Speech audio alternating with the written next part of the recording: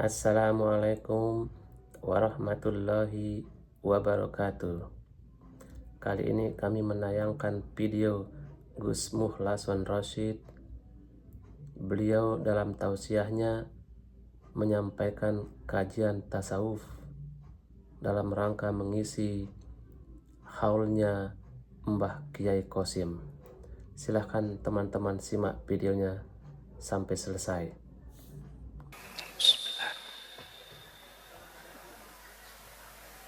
Assalamualaikum warahmatullahi wabarakatuh.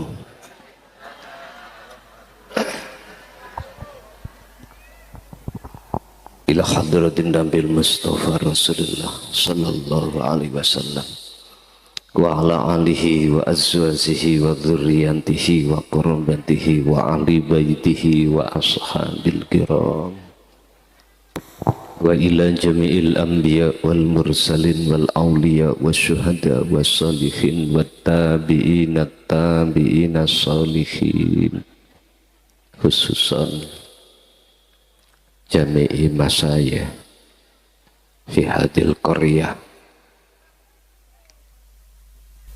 Dukuh Tampung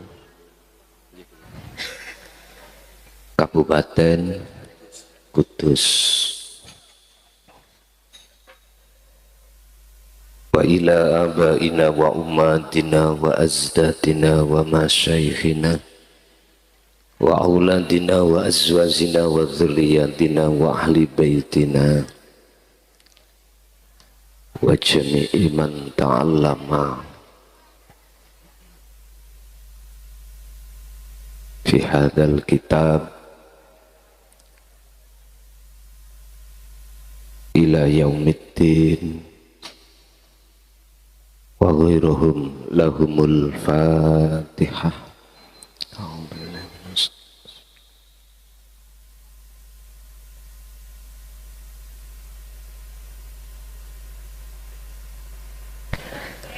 Bismillahirrahmanirrahim. Alhamdulillahilladzi anzalal kitaba bil haqqi basiran wa nadhiran lifutuhi qulubil mu'minina wal mu'minat wal muslimina wal muslimat fi qaryati hadha. Asyhadu an la ilaha illallah wa asyhadu anna muhammadan abduhu wa rasuluh. Allahumma salli wa sallim ala sayyidina wa maulana Muhammadin wa ala alihi wa ashabihi ajmain. Qala Allah ta'ala qad aflaha man zakkaha wa qad khaba man dassaha. Sadaqallahul azim. Amma ba'd. Hadratul muhtaramin dumateng para alim, para ulama, mbah yai, asatid wa asatidah, sesepuh bini sepuh, tokoh masyarakat, tokoh agama, tokoh pemuda, wabil khusus Saqibul Qaryah, Bapak Kepala Desa beserta perangkat-perangkatnya, dan juga jemaah ingkang rawuh, panitia dan seluruh jajaran kepengurusan pengajian umum pada malam hari ini, kulluhum rahimakumullah. Puji syukur alhamdulillah, dalu niki kita masih diberikan Allah satu inayah, rahmah, hidayah, sehingga kita bisa bertemu dan bermuajah dalam keadaan iman dan ihsan. Mudah-mudahan apa materi malam hari ini estu dados ilmu ingkang manfaah fitini hatal akhirah. Bapak Ibu hadirin rahimakumullah, sebelum kami masuk dalam satu tema, temanya adalah tazkiyatun nufus, bebersih hati sebelum datangnya satu kematian. Tolong dibuka di dalam surah As-Samsi ayat 9 dan ayat 10. Itu materi kita. Sebelum kami masuk dalam materi ini, nanti kalau diperkenankan dari pihak panitia, habis penjabaran materi seperti biasa, kula niki ngadakno tanya jawab. Menawi dikersakake monggo mekaten nggih. Ben kula mulih jenengan kundur cek mboten enten sing grundel ning manah. Pertama, kami mohon maaf jikalau keterlambatan waktu kami.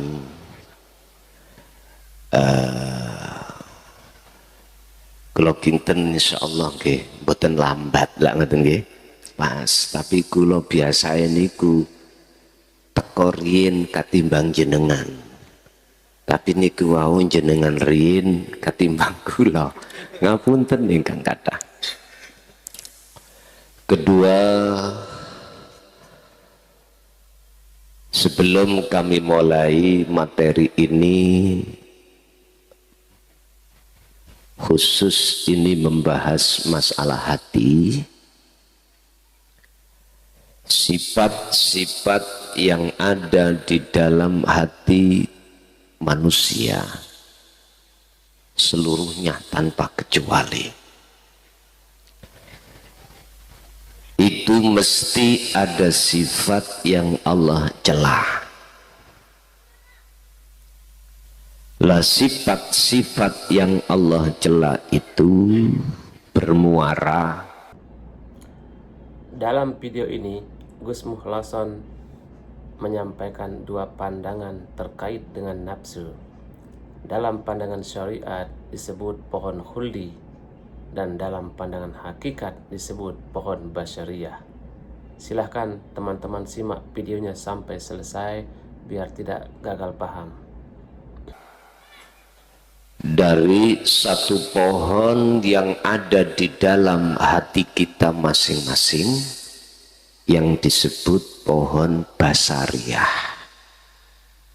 Kalau zamannya Nabi Adam, pohonnya disebut pohon khuldi. Wala taqraba hadhihi syajarah, Adam dalam Gusti. Jikalau kau ingin terus hidup kekal di surgaku, di rahmatku, jangan sekali-kali kamu mendekati pohon itu. Sebab jikalau kau mendekati pohon itu, mesti kamu punya satu keinginan. Siapa yang mempunyai satu keinginan pasti akan berupaya untuk mendapatkan keinginan tersebut. Singkat cerita, Nabiullah Adam itu dijerumuskan oleh syaitan untuk mendekat sekaligus memakan buah khuldi. Ini sudah tidak bisa cerita ini dikelabukan terhadap umat Islam, seluruhnya tahu. Karena ini tertuang di dalam Al-Quran. Kita sebagai anak cucunya mengulangi kejadian atau sejarah yang pernah dialami oleh baginda Nabiullah Adam alaihissalam. Pas di mana kita, Bapak Ibu?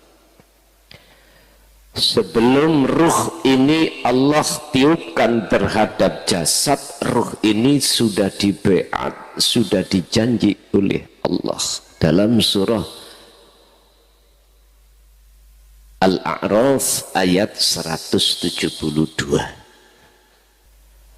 Allah katakan, alastu birabbikum, apakah betul aku Tuhanmu? Apakah kau besok tetap beriman hanya padaku, menyembah hanya padaku? Kita semuanya itu jawab, qalu bala syahidna, sendika dawuh Gusti. Inilah Pak, posisi ruh sampean, jiwa sampean dalam keadaan fitrah. Bahkan Rasulullah sallallahu alaihi wasallam dawuhake dalam salah satu hadis sahih, kullu mauludin yuladu 'alal fitrah.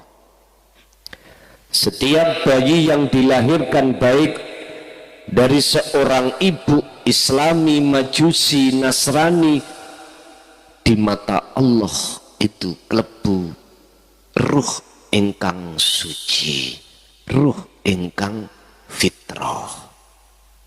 Dikatakan fitrah, ruh sampan kali kula dalam posisi belum mendekat, bahkan keinginan belum terkait hubus syahwah.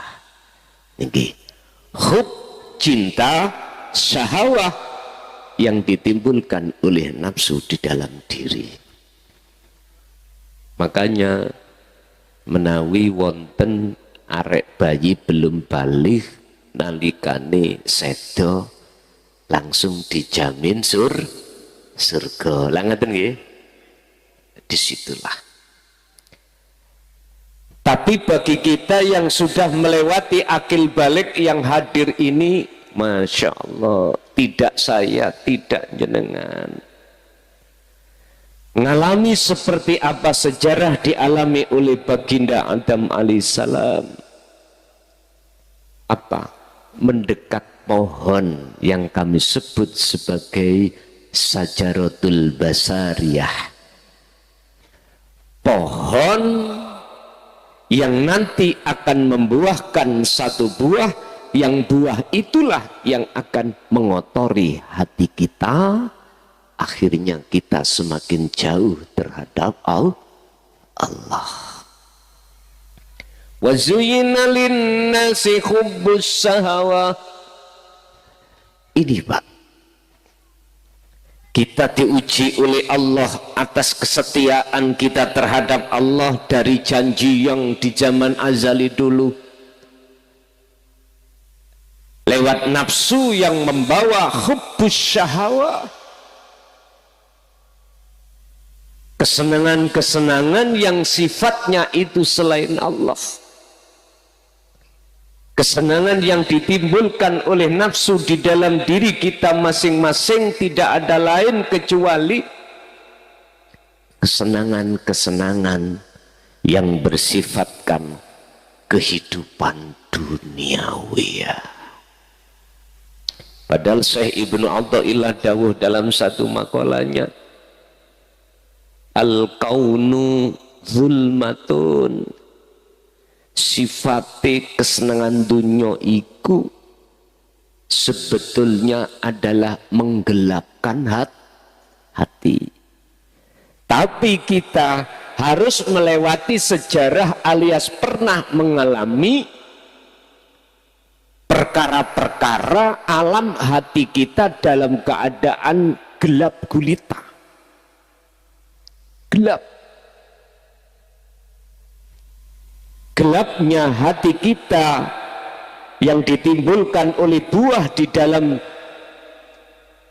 pohon basariyah itu, itulah alasan mengapa kita ketika baik ibadah apapun dan melakukan suatu aktivitas apapun, mengapa hati ini tidak bisa bersaksi, tidak bisa memandang, tidak bisa menghayati, tidak bisa merasa kalau semua persoalan apapun itu sumbernya dari Allah Subhanahu wa ta'ala. Ini persoalannya. Contoh, Yang paling sederhana sholat. Mengapa dikala waktu sholat hati kita, ruhaniyah kita itu tidak bisa bersaksi pada Allah? Mestinya ini harus kita fikirkan, Pak, karena kita ini sudah tua. Sebab dalam salah satu ayat Allah katakan qad khasiral ladzina kadzdzabu biliqa'illah, sungguh sengsara bagi siapapun kita ketika saat di dunia itu mendustai alias tidak mau bertemu terhadap Allah. Tadi saya dengar Pak Panitia meling dateng jenengan kalih kula tadi sambutannya ojo mati dulu. Nggak ngerti nih ya? Langsung kula kaget, Pak. Iya. Wah, tak kayak ini materi ya. Jenengan Masya Allah. Sebelum kita semuanya bertemu Allah. Lah bagaimana jalan untuk bertemu Allah? Harus tazkiyatun nafsi. Bebersih jiwa. Terus bagaimana cara kita berbersih jiwa? Ini yang terpenting.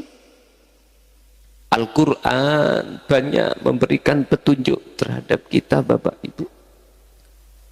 Sebab kalau di dalam jiwa kita masih ada buah dari pohon basariah bercokol di dalam hati, jangan harap. Sekali lagi, jangan harap waktu sholat hati kita bisa merasakan kehadiran Allah. Mboten saged, Pak. Yang terjadi adalah kehadiran kucing garong, hubus syahwah niki, urusan-urusan dunia masuk teringat dan lain sebagainya. Ini fakta dan ini tidak bisa kita bohongi, Pak. Enggak bisa. Siapapun kita, apapun status kita, jikalau di dalam diri yang namanya jiwa ini belum bersih dari buah zakum atau buah sifat-sifat yang dicela oleh Allah, tidak bisa. Apa buahnya itu? Riya, takabur, hasud, sum'ah, macam-macam. Dan ini fakta, dan ini sudah menjadi rumus. Siapa yang di dalam hatinya bercokol perkara selain Allah, maka itu justru akan menutupi hati itu dengan Allah. Tapi jangan diterjemahkan Allah bisa ditutupi dengan sesuatu loh. Jangan. Buka di dalam di dalam kitab Hikam pasal 16 sampai 24. Kaifa yutasawwaru. Heta apa mungkin Gusti Allah itu bisa ditutupi garwa kekasih dunya niki, anak dunya brana.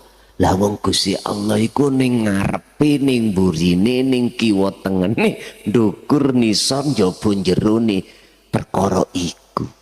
Mboten saged. Dalam konteks beliau, apakah kewujudan Allah itu bisa dialing-alingi perkara yang tidak wujud indallah? Tidak bisa. Bagaimana mungkin perkara yang tidak wujud itu bisa menutupi perkara yang wujud? Boten mungkin. Bapak Ibu, nopo wekdal kita sholat atau ibadah murni, hati belum bisa merasakan kehadiran Allah karena hati kita ditutupi. Pertama, minan nisa garwa, loro wal banin anak, telu kona tiril mungkontoro dunya brana, baik dunya yang bersifatkan materi atau non materi. Yang non materi, mohon maaf, kehormatan, dihormati wong, jabatan, pangkat, itu non materi semuanya. Terus bagaimana untuk membersihkan ini dari jagate ati sampan kali kula? Sebab ingat, manusia Allah ciptakan itu dari dua unsur, satu jasmani, dua rohani. Jasmani Allah berikan mata untuk memandang bersaksi perkara masiwallah selain Allah, disebut ainul basyariyah, untuk melihat bersaksi wujud ananin dunya saisine iki. Tapi ingat, ini yang jarang dibahas oleh umat Islam, khususnya umumnya umat manusia. Apa? Ainul basiroh, matane hati. Allah kasih mata rohaniah ini yang disebut ainul basiroh.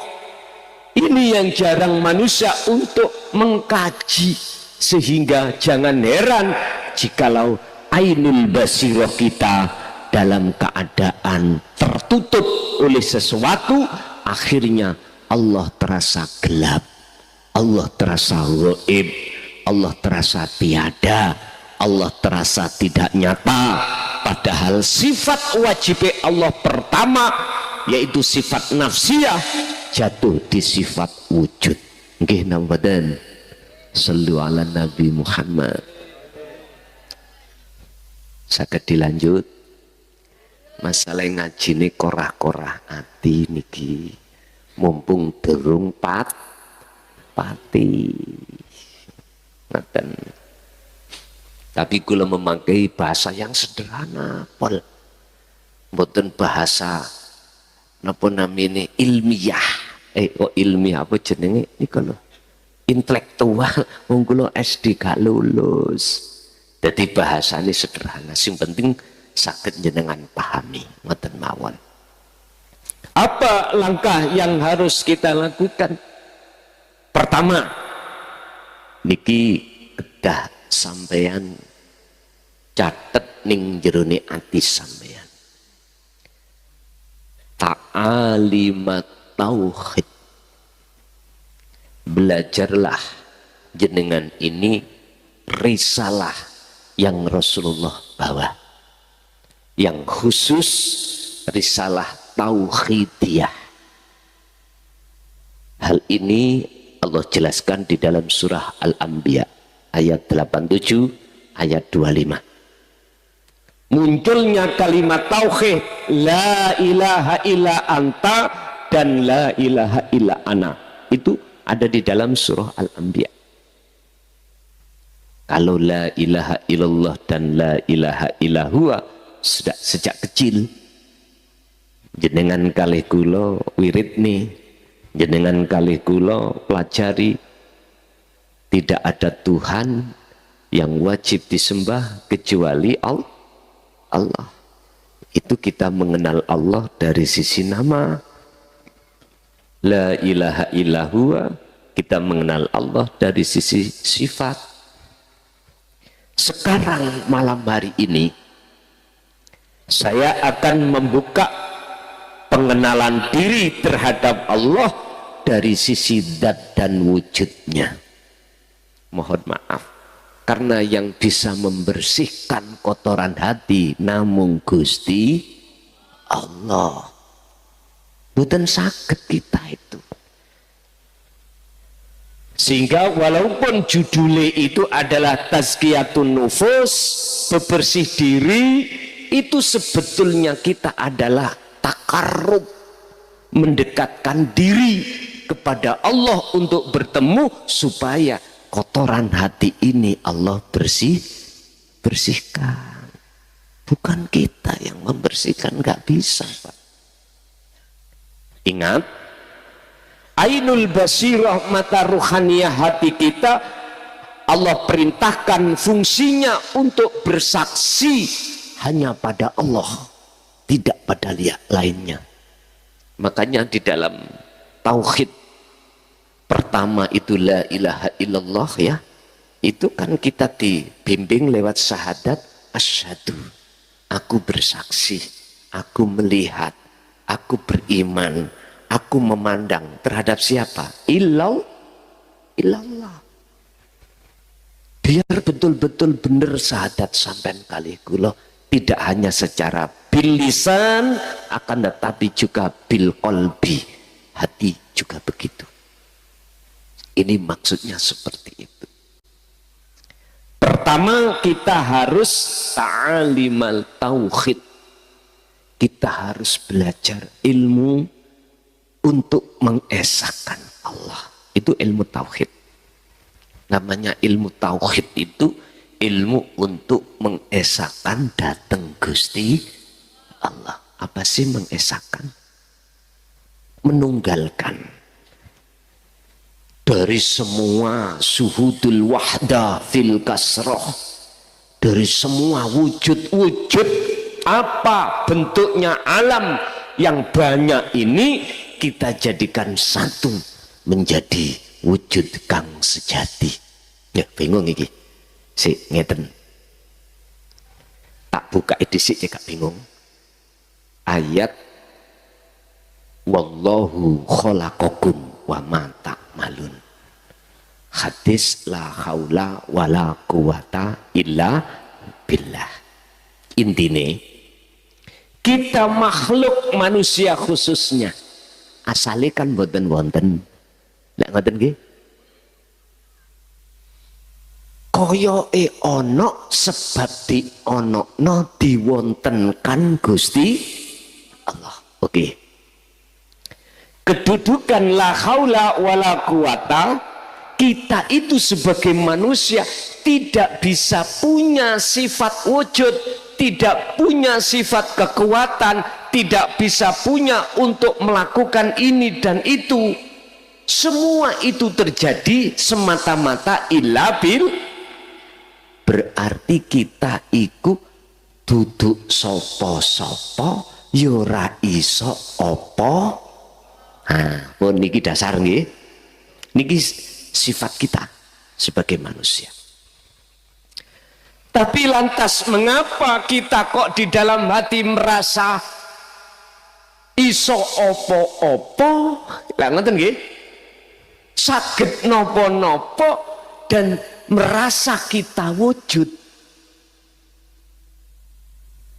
Padahal sifat wajib wujud iku wae sinten, Pak? Gusti Allah nggih. Lawani wujud berarti adam. Adam itu tidak wujud. Itu yang menjadi landasan dasar makhluk atau manusia kita itu. Tapi mengapa kok malah bajunya Allah, sifat wajib Allah itu kita rampas? Nah, sebab mohon maaf, nafsu di dalam diri kita masih liar. Kertas liar, mboten jinak nih dulu. Napa namine? Nggih liar nggih, liar. Semrawut Mas. Insyaallah. Sebab dari hembusan alladzi yuwaswisu fi sudurinas, hembusan bisikan nafsu di dalam dada kita itina sebagai manusia, akhirnya kita dipaksa oleh nafsu untuk ngaku innan nafsa la amaratum bisu. Nafsu itu cenderung mengajak kita untuk berbuat jahat kepada Allah dengan bentuk kita mungkur sangka Gusti Allah. Mboten angsal kita itu madhep nang Allah, laksana tangan loro niki. Ngeten nyuwun sewu. Iki lak mboten saged ketemu nggih nek ngeten. Mboten saged. Tapi nek ngeten di kiwa di tengen pundi? Mboten bedane. Ya ora ono kiwa, ora ono. Inilah yang dimaksud Syekh Ibnu Athaillah dalam salah satu makalahnya, ketika dikatakan manunggal kepada Allah alias ma'rifat pada Allah atau imannya sudah ihsan, la ibsorun wa mubsorun wa basorun. aran sing nyawang ya ora enek, aran sing disawang ya ora enek, mata untuk menyawang itu juga ora enek. Mboten won aran napa? Pun sampean ngen-ngen dhewe. Nek Mbah Kakung dhisik ngomong ngeten, ya iku ngger sejatine urip ngoten. Fi kulli mukawwanat khafiyun ay hayyun wa huwa wujudullah. Niki nek ditegesno sakniki ngoten. Nek mbiyen mboten wantun, Pak. Para masayih dulu mboten purun ndhawuhake niki wau. Karena waktu zaman dulu niku dikeker atine, alasane takut fitnah. Wis sakniki pun mboten wedi fitnah, wis keterbukaan publik. Perangkat aja, pejabat-pejabat politik aja wajib sakniki keterbukaan publik. Nyun sewu, sampak dulu niku sanjang ini. Oleh karena takut fitnah, kuwi nek ngerti wujud sejatine Gusti Allah, yen awakmu nek wis eruh kaliye kangkung. Ngoten nek. Nggih mumet Pak ndas niki. Estu mumet. Alasannya sederhana, biar tidak ada fitnah. Saniki mboten. Fi kulli mukawwanat iku ing dalem saben-saben makhluk. Saben-saben makhluk. Makhluk napa mawon? Khafiyun utawi ana sesuatu sing halus. Sing aluse iku luwih alus katimbang angin. Luwih alus katimbang tuyo air. Ai hayyun, itulah yang disebut hidup. Sekarang muncul sarahnya, wahwa utawi hayyun atau khafiyun iku wujudullah, yaiku wujude Allah. Berarti Allah mboten jauh nggih. Allah caket ide dekat napa jauh? Dekat. Pertanyaan kula dateng dulur kula sing wonten Kudus nggih niki. Kudus Tampung khususnya. Kalau Gusti Allah itu dekat, mengapa ainul basiroh kita itu tidak tahu? Bahkan iki dalam ayat lain Allah katakan wa nahnu, iki Allah piyambak yang menyatakan. Wa nahnu lan utawi ingsun Allah maksudnya ngoten nggih. Ya urip mau lho Pak. Iku akrabu ilaihi min hablil warid, lebih dekat daripada urat nadi urat leher. Lho ngeten iki nggih sampean ngen-ngen sing diyo ngeten niki. Sebab Rasulullah sampun memberikan teladan terhadap kita di dalam surah Al-Ahzab ayat 21. Laqad kana lakum fi Rasulillahi uswatun hasanah. Isinya apa uswatun hasanah? Liman kana yarjullaha. Terhadap hati seseorang yang ada keinginan untuk bertemu Allah. Loh ini teladannya Rasulullah. Di mana? Wal yaumal akhirah. Di alam sing lembut, luweh lembut katimbang sak lembut-lembute ngalam. Dalam Al-Quran disebutkan yaumil akhirah. Alam akhirat. Di alam akhirat itu. Ya ning jero awak sampean. Wis. Niki sampean lepas akal sampean, Pak. Nek gak sampean lepas, boten dong. Sebab ngalamiku mboten saged sampean tok ne ambek akal. Harus dengan hati. Sebab di dalam hati Allah memberikan satu sistem namanya iman. Hanya dengan imanlah jenengan ini akan bisa masuk ke alam akhirat. Ning dunya iki. Nah, apakah alam akhirat iku ning dunya iki? Apa tah katanya mboten ning akhirat sesuk nek wis bar kiamat iku tah. Lah ngoten nggih. Yun sewu. Berdasar surat Al-Qasas ayat 77, kalau di akhirat, yang dimaksud akhirat itu besok. Mengapa ayat itu mengatakan fi yaumi hadza, ing dalam dino iki raihlah akhirat itu. Wabtaghi fima atakallah darul akhir.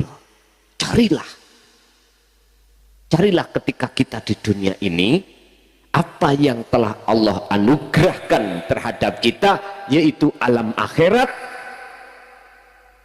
untuk mendapatkannya.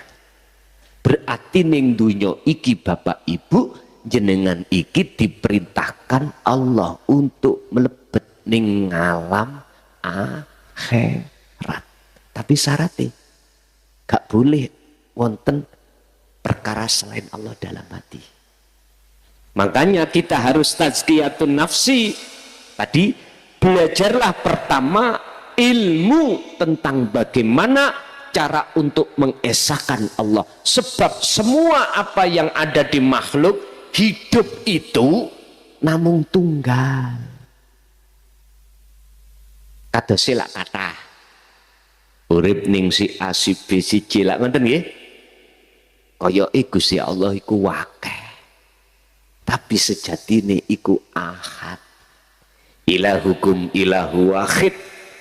Kata Rasul, Tuhanmu sekalian wahai manusia, itulah Tuhan yang Maha Esa. Artinya apa? Ngeten Pak. Fungsine ilmu itu adalah supaya hati sampean ini menunggalkan semua apapun yang terjadi itu, hati harus beriman hanya Allah yang berkuasa. Jadi prosesnya Pak, hanya Allah yang berkuasa. Nyun sewu, jenengan sedaya kesini iki sing lakokne sinten? Allah tok toh. Nah, tapi kok mang budal kok lali. Ati gak ono sambung eling yen sing lakokno Gusti Allah. Apa kok? Lah ngoten nggih. Jenengan salat ngadeg ning ati ini sudah belum merasakan kehadiran Allah sing ngedegno jenengan, sing ngrukukno. Nek dereng itu berarti hati kita tetanda masih ada perkara-perkara buah yang dihasilkan oleh sifat basariah tadi, sehingga ndadekno ati lali dateng Gusti. Shallu ala Nabi Muhammad. Terus pripun carane ngilangno niku wau? Lah ngoten nggih, intine wonten mriku. Kalau ilmune la haula wala quwata illa billah sangkan paraning dumadi iku sudah sampai kagem, langkah berikutnya adalah Allah sampaikan di dalam surah Ali Imran ayat 191. Niki surat nopo tadi? Ali Imran 191. Alladzina amanu, orang yang beriman, ya ayyuhalladzina amanu dzkurullaha, ilingo padha dzikira sira kabeh qiyamau wa qu'udan wa ala junubihim Dikira terus hatimu baik dikala diri kita keadaan berdiri, entah berdiri apapun, berdiri sholat, berdiri kerja, berdiri ibadah murni atau tidak murni, wa qu'udlah duduk dalam keadaan kerja, wa ala junubihim dalam keadaan berbaring, hati jenengan dikengken eling nang Gusti. Maksudnya eling sadar yen opo sing muncul dan timbul dari seluruh makhluk sumbere sangka Gusti ya urip iku mau. Ini tidak diucap secara lisan, tapi dirasa di dalam hati yang disebut kesadaran. Inilah namanya dzikir. Dzikir yang seperti ini muncul dari kalimat tauhid la ilaha illa anta. Anta itu artinya engkau, huwa dia jauh, anta itu engkau berarti dekat.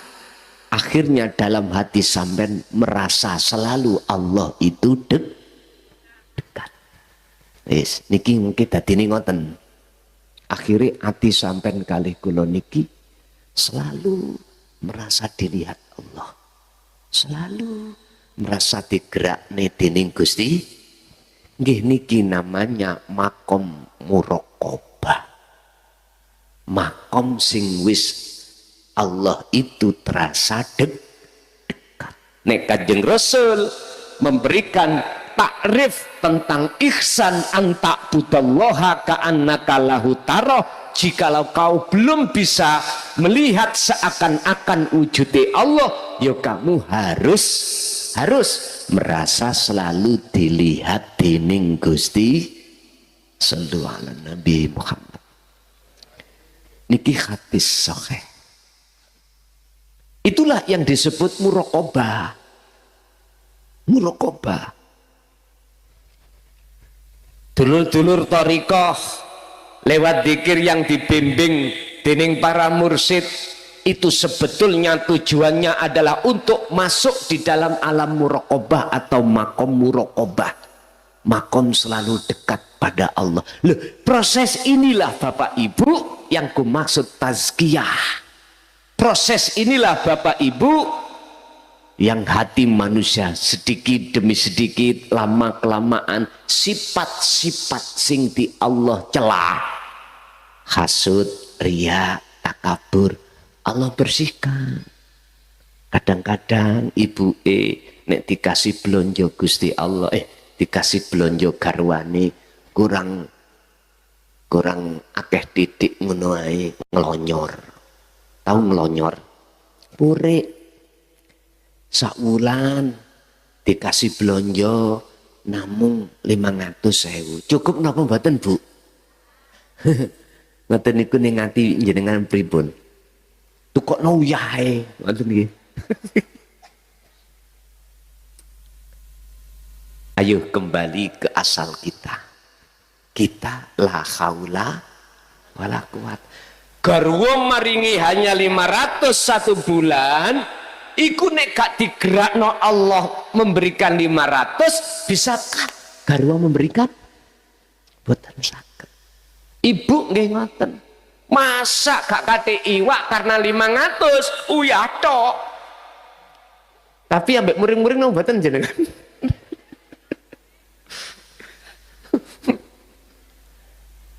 Allah. Ya bapak ya gak oleh muring-muring lah. Nek mangan iwak uyah, lah ngoten nggih. Karena ibu ndamel ngidangno iwak uyah iku sing gerakno yung Gusti. Lho, nek wis ana kene tukaran napa mboten? Mboten nek wis padha ngerapat nang Allah. Lho jenengan nek wis mandang sedaya sumber itu dari Allah, berarti jenengan ini telah mengesahkan dateng Gusti. Lho niki lho maksudnya. Lihat di dalam surah Ar-Ra'd ayat 28, hati orang-orang yang selalu ingat, sadar, semua dari Allah. Bagaimana? Dalam surah Ar-Ra'd, ati jenengan kali kula gak gampang sumpek, gak gampang muring, gak gampang susah. Karena sifat sing dadekno gak trimo iku mang ning ati sampean wis dibersihne dening Allah. Alhamdulillah. Tapi ya kudu nglakoni iku wae. Alladzina amanu wa tatmainnul qulubuhum bi dzikrillah. Olehnya mereka itu, beliau-beliau itu Pak Bu, qulubuhum, atine iku anteng, iku sebab apa? Bi dzikrillah, eling kabeh iku sumber parane sangka Gusti Allah. Ala bi dzikrillah tatmainnul qulub. Ingatlah bahwasanya kedamaian hati, ketenangan jiwa, boten gampang muring-muring, gak gampang khawatir, gelisah. Iku sebab hati iku selalu dipenuhi berzikir datang Gusti Allah.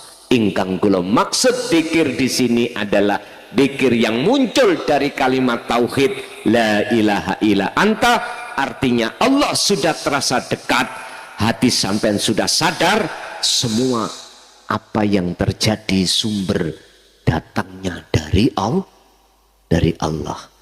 Ya ayyuhalladzina amanu dzkurullaha dzikron katsiron. Lha niki Al-Ahzab 41. Di sini beliau memaparkan bahwa semua gerak makhluk itu semata-mata digerakkan oleh Allah Subhanahu wa Ta'ala dengan dalil la haula wala quwwata illa billahil aliyyil azim. Tidak ada yang bisa bergerak kecuali digerakkan oleh Allah Subhanahu wa Ta'ala. Sing dimaksud dzikir sak temene dzikir adalah kesadaran di dalam hati kita lewat pangrasa atas apa yang terjadi. Iku yang berperan, yang sebagai aktor adalah Allah. Contoh ngaji niki mungkin jenengan tasik ono iman ning ati sing ngaji ki klason.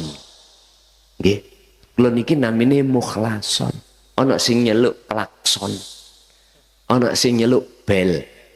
Bel iku sebab klakson, tintin. Nah, ngoten. Terserah. Krono sampean nyawang makhluke. Lah ngoten to? Coba sampean percados mboten nek gak ono Allah sing gerakno dalam diri saya, lesanku saged ngomong. Lah, belum maksud kula esakanlah Allah, imankanlah dalam dada jenengan bahwasanya sing bimbing sampen kali kulo semuanya adalah Allah. Sederhana nih Gusti Allah ngelewatno si A si B si C lho ngoten lho. Tapi kabeh sumbere sangka Gusti. Ingat Rasulullah pun diperintahkan Allah dawuh untuk mengatakan hal ini. Buka di dalam surah Al-Kahfi ayat 110. Katakan Muhammad, innama ana basarum mithlukum.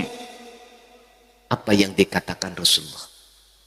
Innama ana, sesungguhnya aku, kata Rasul, iku basarun, manusia, mithlukum, sami kalian jenengan. Artinya apa?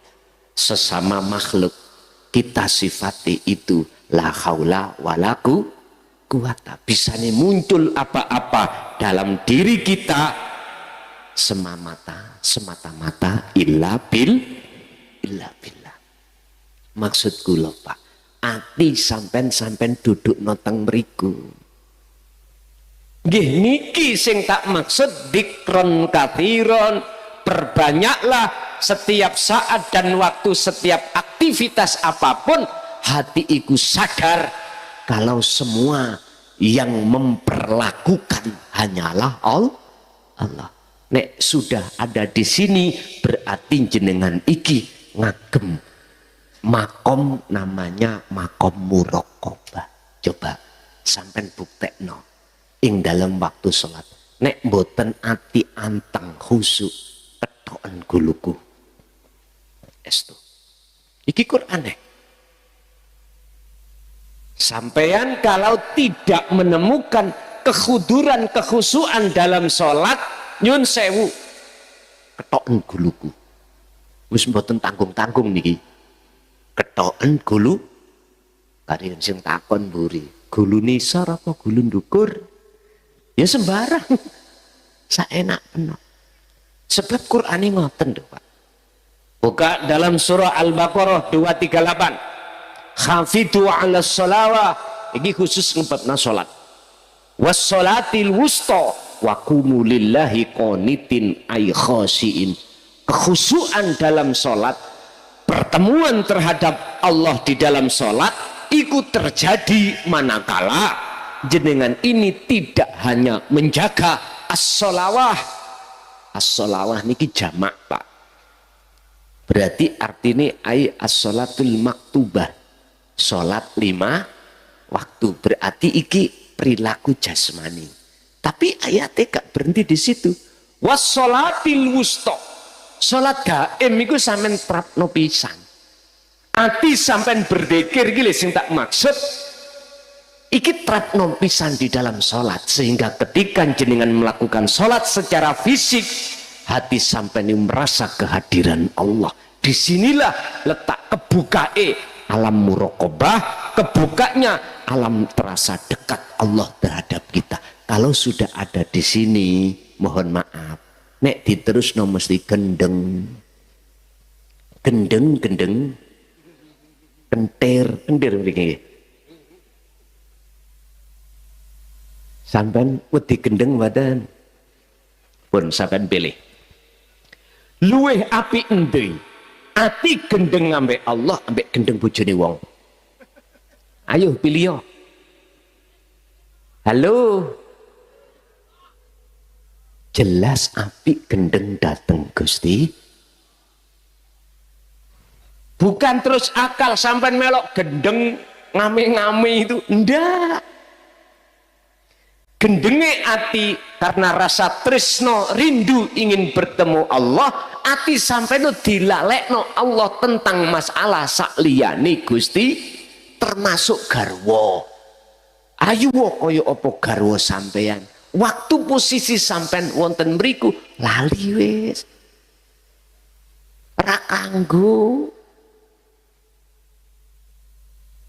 justru ati sampean akan dadi ati sing tatmainnul qulub ati sing anteng kalau tidak mulai saat sekarang kapan kita mulai Bapak Ibu sementara kita semua yang hadir mesti ditunggu kematian bagaimana ketika saat kita sudah meninggal posisi ruh kita masih dalam keadaan buta jauh terhadap Allah tolong nanti sebelum jenengan tidur ning omah tolong buka di dalam surah Al-Isra ayat 72 tolong ikut sampean buka sampean ngen hidayah Allah mengke akan kebuka ning gunung surah Al-Isra ayat 72 ngoten niku sing di paketan HP ini ya dibuka lah bos engko nek Qur'ane aku maca kliru jenengan saged ngimutaken ngoten lho ning niku Allah nyebutno sing sapa wong ngitat kalane ning donya iki posisi ati si uta nang Allah minimal tidak merasa Allah itu dekat pada kita minimal itu terus ketututan kejemput meninggal maka di akhirat pun juga buta wa adallu sabila man kana fi hadhihi a'ma fahuwa fil akhirati a'ma wa adallu sabila lebih gelap malih oke tak logikakan jikalau manusia hati punya mata jasad ya punya mata. Andai kata mata kita nanti selepas ngaji pulang kita tutup dengan sesuatu, terus kita pulang, nyampe di rumah enggak?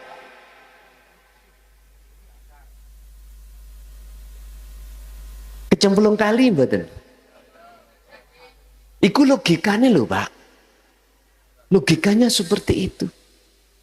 Jiwa atau ruh kita ketika saat idza jaa ajaluhum la yastakhiruna sa'ah wa la yastaqdimun, kita kembali kepada Allah dalam keadaan mata hati kita buta, jangan harap bisa ke rahmatnya Allah. Jangan harap. Ayo Pak, kita pikir nih. Kita itu wis sepuh, umur wis minggli, ngaji babakan ngeten iki gak untuk para samiin tok, ya untuk sing ngaji barang, mboten kanggo jenengan tok, nggih kangge kula.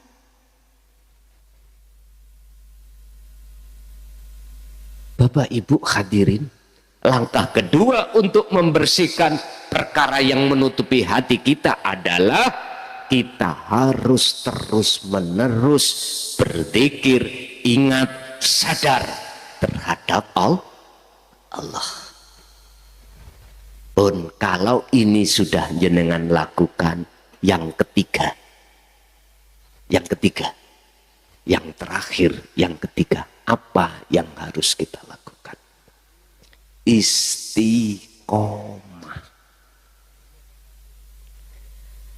Allah tiap saat dan waktu, satu hari satu malam 24 jam ketemunya waktu iki, Allah menghadapkan dua thariqah, dua jalan untuk kita bertemu Allah. Jalan yang pertama adalah ibadatul mahdoh, ibadah sing murni, salat, zakat, poso, haji, maca Quran. Jenengan iki bantu kerja nang ngene apa wae nang masjid, iku ibadah murni, nggih, leres nggih? Yang tidak murni, jenengan kali kula makan, minum, rokokan, ngombe kopi, jenengan kerja, jenengan beol, buang air kecil, buang air besar. Ini klebu ibadah yang tidak murni. Thariqah tani, dua thariqah loro niki Pak Ibu, gunakanlah untuk liqa'illah, untuk bertemu Allah. Hati jangan mempunyai niat untuk yang lain. Yun sewu, makom muraqabah bisa akan sampai pada makom makrifat atau munggah naik ke makom musyahadah manakala dzikir sampai ini terus menerus istiqomah lakukan di dalam dua thariqah ini. Saya katakan thariqah itu jalan Pak, itu jalan, fasilitas yang Allah berikan terhadap kita, yang maksud dan tujuannya adalah untuk kita gunakan nyawiji, mengesahkan bertemu Allah. Wa ma khalaqtul jinna wal insa illa liya'budun, hanya menyembah. Wa qala aidan wa ma umiru illa liya'budullaha mukhlishina lahuddin hunafa'a wa yuqimus shalah wa yutuz zakah wa dzalika dinul qayyimah. Bisa jenengan kali kula gunakan dua jalan ini untuk bertemu Allah manakala jenengan ini duduk di dalam dinul qayyimah. Apa dinul qayyimah? Agama sing lurus. Agama sing lurus iku agama sing ya apa? Agama yang mendidik hati sampeyan khusus babakan ilmu untuk mengesahkan dateng Gusti Allah. Pun niki wau. Sallu ala Nabi Muhammad. Bapak Ibu, Rasulullah ngajarno risalah iki sudah 1400 tahun, 14 tahun terasa ditutupi, didelik nih, artinya tersembunyi. Alasannya takut fitnah,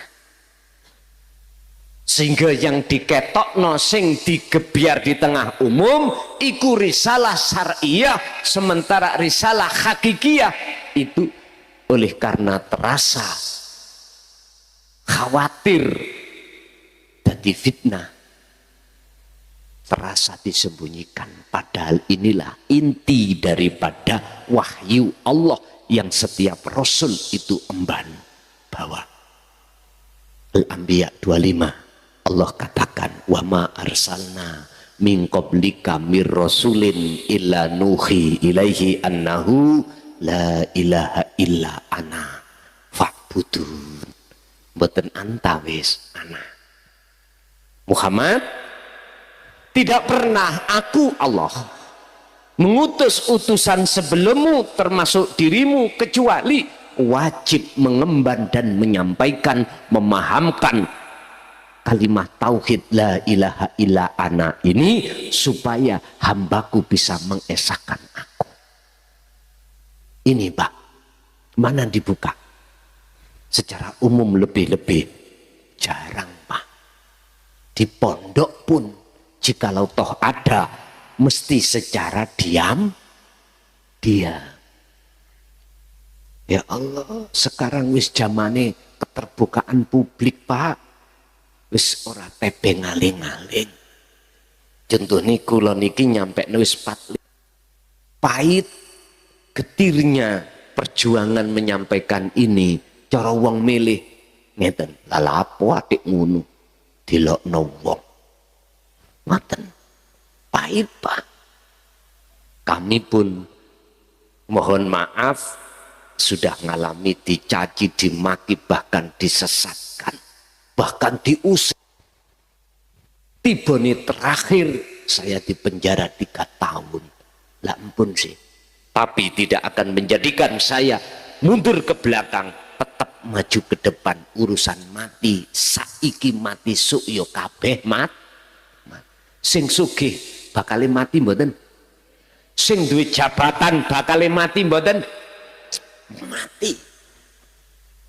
Sekarang yang terpenting bagaimana cara kita menyiapkan diri dalam rangka menyongsong kematian itu. Apa yang harus kita lakukan? Tazkiyatun nufus atau tazkiyatun nafsi.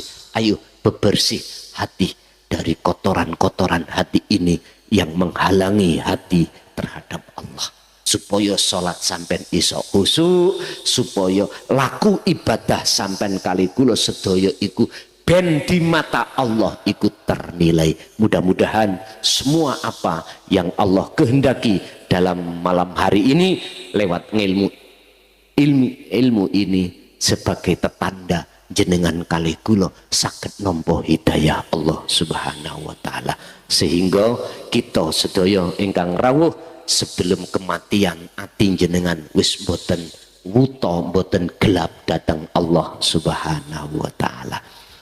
Berkenaan dengan hal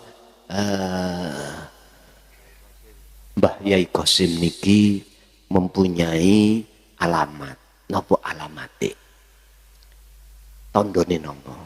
Mbah Yai kan pun boten wonten. Gitu. Jenengan kali kula kan mesti nyusul. Ya toh? Karepe iku dadi panjenengan kalih kula lungguh panggon ingkang padhang kados beliaunya. Karepe ngoten. Iki tondo yang bisa kita alap. Maksud hikmah daripada khol niki adalah jenengan kali kula suk nek pun wis ninggal non dunya diteleh Allah ning alam pepadang. Yus harus kita mulai dari ning dunya niki dengan cara nika wau jenengan tazkiyatun nufus. Ayo kita sama-sama bareng-bareng belajar untuk membersihkan diri dengan cara selalu berzikir dalam setiap saat dan waktu terhadap Allah. Ada satu kesadaran Wis itu mawon yang bisa kami sampaikan. Mbok menawi terlalu cekak nggih ngapunten, sing penting tanya jawab ini sing kula tangga. Sebab dengan adanya tanya jawab kula pulih saged duren cangkokan leren rokokan. Nggih, monggo. Sekian dulu teman-teman tausiah Gus Muhlason Rashid. Adapun tentang pertanyaan atau tanya jawab yang disampaikan oleh beliau akan kami tayangkan di video berikutnya. Dan kami ucapkan banyak terima kasih kepada teman-teman yang sudah menyimak video ini sampai selesai. Jangan lupa subscribe.